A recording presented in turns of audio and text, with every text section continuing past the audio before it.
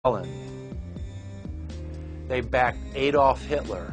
They backed Franklin Delano Roosevelt. And they are backing right now Barack Obama. The banking cartel had established a beachhead in 1913 through the Federal Reserve Act. In 1947, they set up a parallel shadow government through the National Security Act. From 47 on, the national security state began the long process of absorbing federal and state bureaucracies, while at the same time undermining the constitutional power of Congress and dominating the executive branch. By controlling the issuance of currency and credit, the private Federal Reserve was able to buy up most of the Fortune 500. And if a company wouldn't sell, the bankers would unleash federal regulators to run them out of business.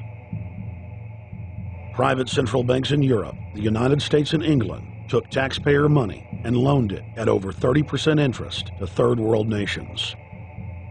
The bankers would then bribe the leaders of those countries not to pay back the loans. Their third world puppets would sign agreements stating that when the country defaulted, the banks would be given all the natural resources and infrastructure of the once sovereign lands. But worst of all, the countries would pledge future taxes paid by the people in perpetuity as profit to the private banks. By the year 2000, there were few nations that had not fallen to the designs of the money power. The globalists were now ready to start their final phase of world government takeover, the destruction of the Western nations' economies. To carry out their final takeover, they first removed banking regulations like the Glass-Steagall Act in the late 1990s. This allowed their front companies to issue unlimited credit to the world and to set up colossal Ponzi schemes, the likes of which the world had never seen. The scams were advertised by the controlled corporate media as completely legitimate. Because of the fantastic returns, private investors, corporations, state and local governments invested heavily. They had taken the bait, hook, line, and sinker. To destroy confidence, in late 2007, the bankers themselves began to badmouth the scams they had created. Next, the central bankers cut off the tsunami of fiat money that they had been using to pump up the bubble. When Congress and the public refused to write the finance oligarchs a blank check, the bankers began to engage in financial terrorism. They said that the world would go into another Great Depression unless their demands were met, further destroying confidence. The stock market instantly had its biggest one-day loss in history, but even that wasn't enough to force Congress to capitulate to the offshore banks. Senator Inhofe of Oklahoma and Congressman Brad Sherman of California, amongst others, told the world that the entire Congress had been threatened with martial law by the White House and the Treasury Department if they didn't pass the so-called banker bailout bill. The only way they can pass this bill is by creating and sustaining a panic atmosphere. That atmosphere is not justified.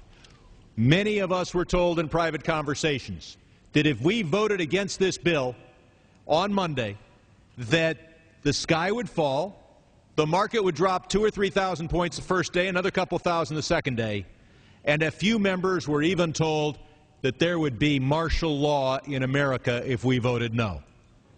That's what I call fear-mongering. Unjustified. The final version of the bill was kept secret from the Congress until minutes before the vote on October 3, 2008. The Federal Reserve had promised total transparency, that every dime would be accounted for. To Democrats and Republicans who've opposed this plan, I say, step up to the plate. Let's do what's right for the country at this time, because the time to act is now. To prevent the possibility of a crisis turning into a catastrophe. After its passage, the public learned with horror that the bill was really a financial coup d'etat by Wall Street. The bill didn't just give $700 billion to the banks. It was a blank check. And as of February 2009, $9.7 trillion has disappeared into a black hole. Within 24 hours of its passage, Secretary of Treasury Henry Paulson said they were no longer going to use the money to unfreeze the mortgage market by buying bad debt. We went to Congress. Illiquid assets look like the way to go. As the situation worsened, the facts change. I will never apologize for changing an approach or strategy when the facts change. Paulson has, in the meantime, admitted that the subprime mortgage crisis is not the cause, really, of the breakdown of the entire world banking system and the bankruptcy of most of the banks in London and in Wall Street. He said, oh, we're going to buy up toxic assets, but we're not going to worry about subprime mortgages. What he's talking about is derivatives. Derivatives are the center of the crisis. He went on to say that where the money was going was a secret. I believe that banking institutions are more dangerous to our liberties than standing armies. If the American people ever allow private banks to control the issuance of their currency, first by inflation, then by deflation, the banks and corporations that will grow up around the banks will deprive the people of all property until their children wake up homeless on the continent their fathers conquered. The issuing power should be taken from the banks and restored to the people, to whom it properly belongs. Thomas Jefferson, 3rd President of the United States.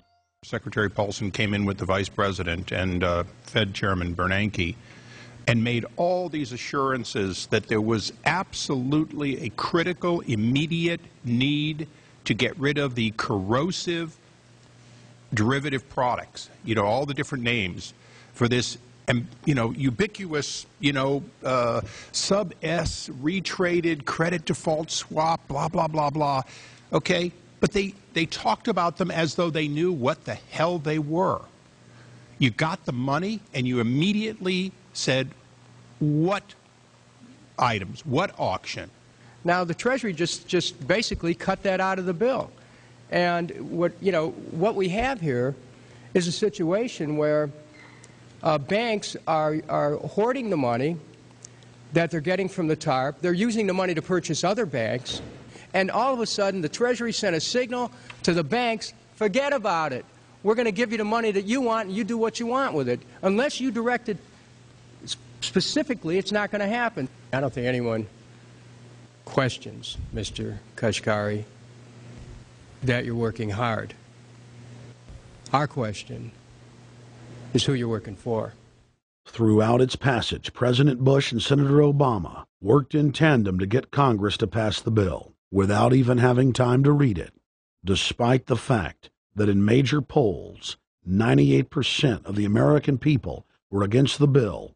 The leadership in both parties were for it.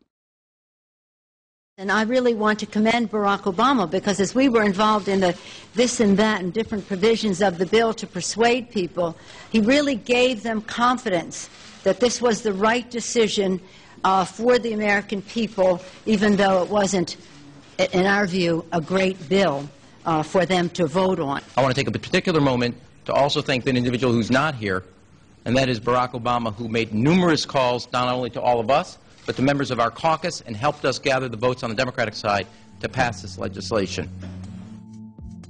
Bank heads then bragged to the press that they were hoarding the bailout money and using it to buy up smaller, healthy banks and insurance companies. Their plan was working like a charm. Next, the central bankers loaned the federal government back $787 billion of our own money at interest for President Obama's so-called stimulus package. And just like the banker bailout, Congress was given less than an hour to read the 1,070-page-plus stimulus bill. Barack Obama, who had pledged on the campaign trail to wait 5 days before a bill could be voted on so that the Congress and the people could have a chance to read it, said that the stimulus was too important and it had to be passed before anybody could see it or read it, or the crisis would turn into a catastrophe. Doing little or nothing at all will result in even greater deficit